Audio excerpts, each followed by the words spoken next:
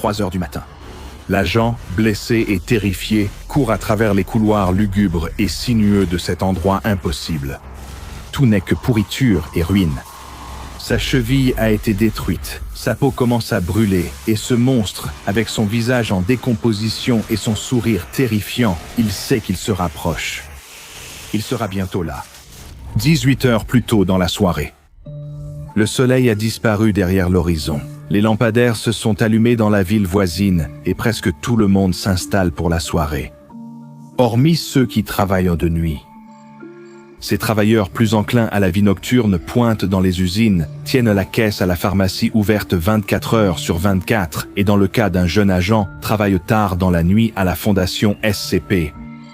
Il n'a jamais vraiment été un oiseau de nuit auparavant, mais en tant que petit nouveau pour ainsi dire, sur ce site en particulier, il n'est pas en position de discuter ses horaires de travail.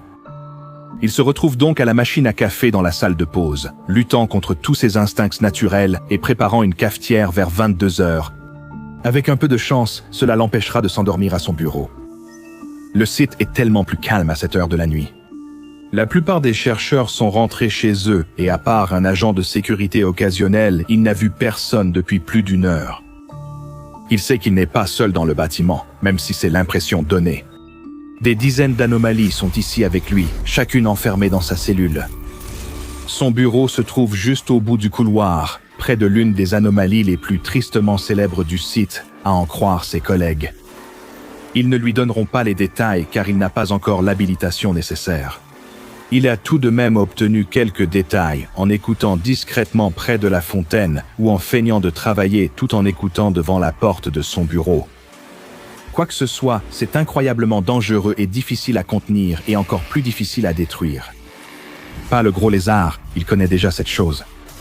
Quelle que soit cette anomalie au sujet de laquelle ses collègues se montrent si secrets, c'est quelque chose de différent. Les autres semblent vraiment en avoir peur. C'est troublant de voir des chercheurs chevronnés avoir peur de leur sujet. Ils ne devraient pas s'attarder sur ces pensées, surtout pas maintenant, la nuit, quand seul le tic-tac de l'horloge et le goutte-à-goutte de la cafetière brisent le silence de son bureau. Il le ramènera à la salle de repos demain, personne d'autre n'en a besoin pour l'instant. Malgré le café, l'épuisement frappe à la porte de l'agent. Il sent le sommeil l'envahir, ses paupières s'alourdissent et sa tête penche en avant. Ça a été une longue semaine, et il a beau essayer, il n'arrive pas à chasser cette sensation. Il va juste poser sa tête sur son bureau quelques minutes. Personne ne le saura jamais. L'agent se réveille au son d'une alarme. Les lumières rouges clignotent dans le couloir. Combien de temps a-t-il dormi? Un regard à l'horloge lui apprend qu'il est 2 heures. Il s'est écoulé 4 heures depuis qu'il a voulu reposer ses yeux quelques minutes. Il prend un moment pour reprendre ses esprits, les restes du sommeil embrouillant encore son esprit. Cette alarme n'a qu'une seule signification. Il y a une brèche de confinement. Et à en juger par le volume assourdissant de tout ça, ça doit être tout près. Son estomac se noue alors qu'il envisage la possibilité du pire scénario. Et si c'était sorti? L'entité au bout du couloir que personne n'aborde. Et s'il allait en apprendre les détails de très près, en personne? Non, il n'a pas à s'inquiéter. Il doit juste suivre la procédure standard en cas de brèche de confinement. Il quitte son bureau, prend son dossier et va vers la sortie de secours la plus proche. Fais simplement comme si c'était un exercice, se dit-il, tout ira bien. En marchant vers la sortie de secours, la lueur rouge sang des lumières d'urgence projette d'étranges ombres sur ce paysage autrefois familier. Tout l'endroit paraît différent la nuit, baigné de rouge. Comme dans un cauchemar où vous tentez d'échapper à un monstre, mais vos jambes avancent au ralenti. À chaque pas, il sent son cœur battre plus vite, sa peau perlée de sueur d'angoisse. Où sont tous les agents de sécurité? Où est tout le monde? Le silence est troublant. Seuls ses pas viennent de le rompre. Attends, silence. Quand l'alarme s'est-elle arrêtée? Trop concentré sur sa fuite, il n'a pas remarqué quand le bruit a cessé. Il remarque que seule la lumière d'urgence clignote en rouge, toutes les autres étant éteintes. Il s'est passé quelque chose avec l'alimentation électrique. Ou quelque chose a coupé le courant, pense-t-il avec un frisson. Devant lui, dans la faible lumière rouge, il aperçoit une flaque sombre et épaisse au sol. Du sang? Aucun corps, aucun signe de lutte. En s'approchant, il se rend compte que le liquide visqueux qui recouvre le sol n'est pas rouge, mais noir. Et ça grésille? Quoi que ce soit, cela semble ronger le sol comme un acide extrêmement puissant. Les murs de chaque côté ont aussi mauvaise mine. La peinture est craquelée et s'écaille, comme abandonnée depuis des années. Mais ça ne ressemblait pas à ça tout à l'heure. Ce n'est pas possible. Quoi que ce soit qui a laissé cette flaque de substance noire visqueuse sur le sol, ça est en train de dégrader l'environnement autour. Tout ce que la substance touche commence à se décomposer, à pourrir. Si cette flaque est là, ce qui l'a créée n'est sans doute pas loin. L'agent retient son souffle un instant, sans faire le moindre bruit. Il reste simplement immobile et écoute. Là, dans le silence, un bruit discret perce. Ploc, ploc, ploc. Comme le liquide qui coule dans la cafetière de son bureau, mais en plus épais. Ça vient de quelque part tout près. Il jette un coup d'œil par-dessus son épaule. Rien derrière lui. Rien devant lui, aussi loin qu'il puisse voir. Puis, l'agent est soudain saisi d'une intuition. Il espère de tout son cœur se tromper, mais il doit en avoir le cœur net. Il penche la tête et regarde le plafond. Quelque chose le regarde en retour. Il y a une silhouette accroupie au plafond, le cou tendu pour regarder l'agent droit dans les yeux. Ça ressemble à un homme, ou à quelque chose qui a été un homme autrefois. Maintenant, c'est plutôt un squelette recouvert de chair en décomposition, dégoulinant de ce même horrible liquide noir. Il lui sourit avec une large bouche, les yeux comme des trous béants. La peau qu'il peut voir est grise et luisante, pendante et détachée de l'os. Quand il croise son regard, la créature commence à descendre le mur en rampant, tendant la main vers lui. L'esprit de l'agent se vide sous l'effet de la terreur, un pur instinct animal prenant le dessus et poussant ses jambes à courir aussi vite que possible dans la direction opposée. Mais le chemin vers son bureau n'est plus dégagé. Alors qu'il court, l'agent oublie de regarder le sol devant lui. Il ne remarque pas la flaque d'une substance noire et visqueuse prête à le faire trébucher. Son pied heurte la boue et glisse sous lui. Il s'écrase violemment au sol, couvrant ses mains et ses genoux de cette substance gluante. Dès qu'il la touche, elle commence à lui brûler la peau. Il sent la substance ronger la semelle de sa chaussure, sa chaussette, jusqu'à la peau sous son pied. Il crie de douleur et se relève difficilement. Peu importe à quel point ça fait mal, il doit continuer à avancer. Il ne peut pas laisser cette chose l'atteindre. Il s'agrippe au mur et se hisse. Encore une fois, il manque quelque chose d'essentiel autour de lui. Il ne remarque pas la main grise et pourrie qui surgit à travers la matière solide du sol, attrapant sa cheville. Il n'a aucune idée de sa présence, jusqu'à ce que quelque chose tranche son tendon d'Achille, le faisant retomber violemment au sol, agrippant sa cheville blessée en hurlant. Alors qu'il reste là, impuissant, il regarde le bras continuer à émerger du sol. Il est suivi par une épaule, un autre bras, puis ce visage lui sourit à nouveau. La créature se hisse à travers le sol et se traîne vers l'agent. Quand elle tend la main vers lui cette fois, il ne peut pas s'enfuir. Il ne peut pas fuir. Des mains glacées s'enroulent à ses jambes, le tirant avec une force qu'une créature si décrépite ne devrait pas avoir. Elle le tire vers le bas, encore et encore, dans le sol petit à petit, jusqu'à ce que tout devienne sombre. Lorsque l'agent se réveille à nouveau, il est allongé sur un sol froid et dur dans une pièce qui lui est inconnue. Il a mal à la tête, la vue trouble, et la peau de ses mains lui donne l'impression d'être à vif. La vue lui donne la nausée, mais il n'a pas le temps de se concentrer sur ses blessures. Il doit d'abord comprendre où il est et comment il est arrivé. Il ne se souvient que de cette créature répugnante, semblable à un cadavre ambulant, qui l'a traîné dans un trou. Non, pas un trou. Dans le sol lui-même. D'une façon ou d'une autre, la chose l'a fait traverser la matière solide. Au début, il pensait qu'il pouvait se trouver sous le site de la fondation, dans une sorte de sous-sol caché, mais en observant les lieux, il se rend compte qu'il est loin du site de la fondation. C'est un endroit totalement nouveau.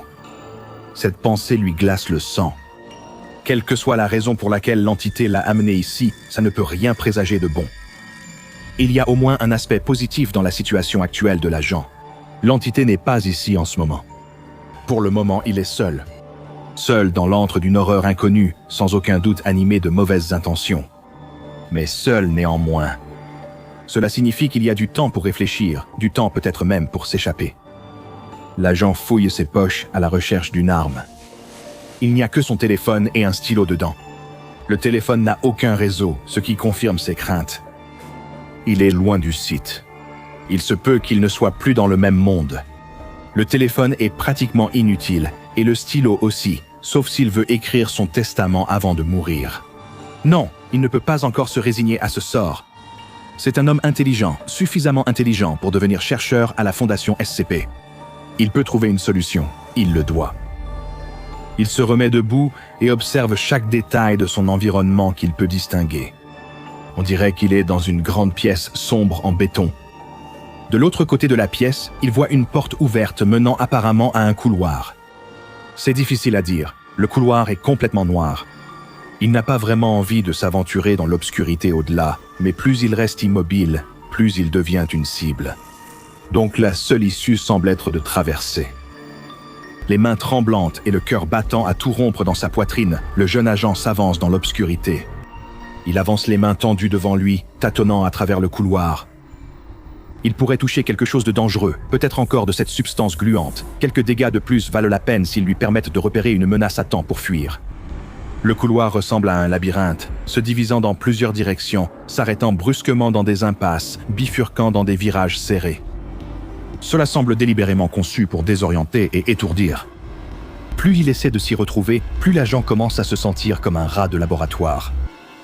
Il se demande si l'entité l'observe en train de lutter, suspendu au plafond avec ce même sourire macabre, attendant qu'il s'épuise pour pouvoir l'achever. Il ne sait pas combien de temps il marche. Des heures? Des jours? Il marche jusqu'à avoir les pieds usés, la tête qui tourne et la bouche sèche comme du papier de verre. C'est peut-être tout ce qu'il fera maintenant. Juste marcher, marcher et encore marcher dans l'obscurité. Le couloir débouche sur une nouvelle pièce, ou peut-être est-ce la même pièce dans laquelle il s'est réveillé pour la première fois. Ça a l'air pareil, du béton gris terne à perte de vue. Là, dans le coin, se trouve son téléphone abandonné. C'est la même pièce. Il a fait un tour et est revenu au même endroit.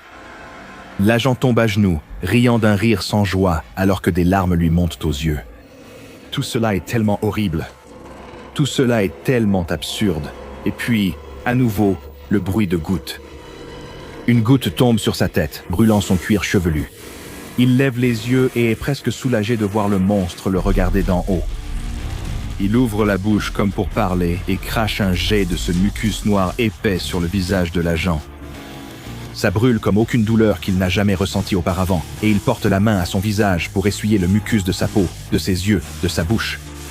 En faisant cela, il sent sa peau partir avec, se détachant par poignées qui tombent lourdement et mouillées sur le sol. L'agent sent qu'il se dissout alors que le liquide corrosif coule le long de son dos, sur ses épaules. Essuyer le liquide est inutile, son visage subit le même sort que ses mains. Il est en train de fondre. Il ouvre les yeux et voit le monstre debout devant lui, la bouche grande ouverte, l'air réjoui. Aucun son ne sort, mais ses épaules se soulèvent comme si le cadavre ambulant riait. Le rire fou, maniaque et désespéré jaillit à nouveau de la bouche de l'agent, et il rit jusqu'à ce que sa gorge fonde et que ses cordes vocales se dissolvent. De retour à la Fondation SCP, l'agent porté disparu est déclaré tué au combat. Il ne restait de lui qu'une pile de paperasse et une flaque de substance noire et corrosive.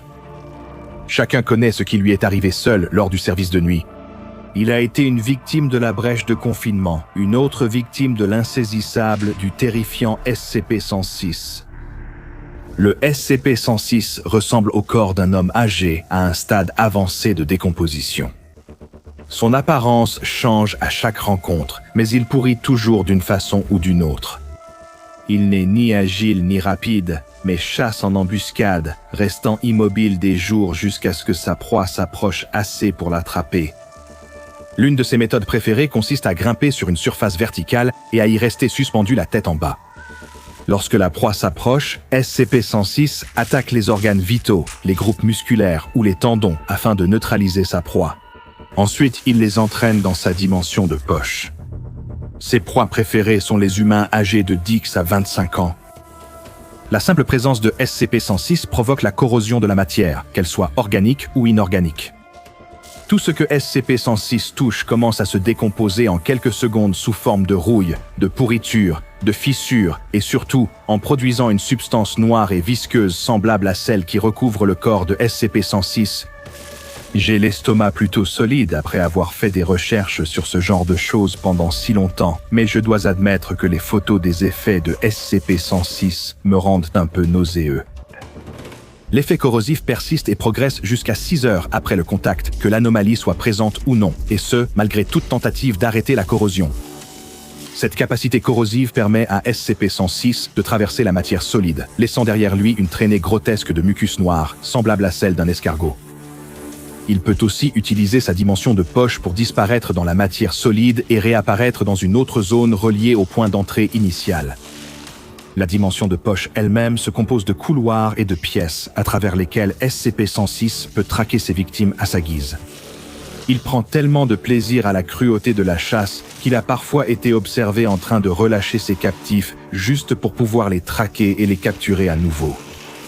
Les procédures de confinement de SCP-106 ont subi de multiples révisions depuis que j'ai commencé à examiner le dossier. Plus la Fondation en a appris sur l'entité, plus elle a ajouté d'informations au dossier officiel. Cependant, à chaque étape du processus, une instruction est restée inchangée. Aucune interaction physique avec SCP-106 n'est autorisée à aucun moment.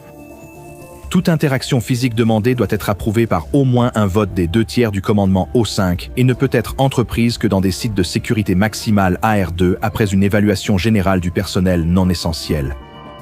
Le personnel doit rester à au moins 60 mètres de la cellule de confinement, sauf en cas de brèche de confinement.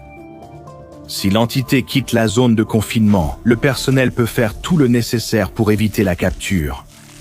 SCP-106 doit être contenu dans un conteneur scellé en acier doublé de plomb. Le conteneur doit être scellé dans 40 couches de matériaux identiques et chaque couche doit être séparée par au moins 36 cm d'espace vide. Il y a également une zone de confinement secondaire composée de 16 cellules sphériques, chacune remplie de divers fluides et de surfaces et supports assemblés de manière aléatoire. Elle est également équipée d'un système d'éclairage capable d'illuminer la zone avec au moins 80 000 lumens de lumière à tout moment. Tous ces éléments ont été ajoutés au fil du temps, car la recherche et l'observation ont indiqué que SCP-106 peut être désorienté par une disposition compliquée ou aléatoire. Il a également montré une aversion pour divers liquides et pour la lumière directe soudaine. Si une quelconque corrosion est repérée sur l'une des surfaces de la cellule de confinement, sur toute surface dans un rayon de 200 mètres autour de SCP-106 ou, plus horriblement encore, sur les membres du personnel eux-mêmes, cela doit être signalé à la sécurité du site dès que possible. Rejoignez le Patreon du Dr Bob et devenez chercheur junior.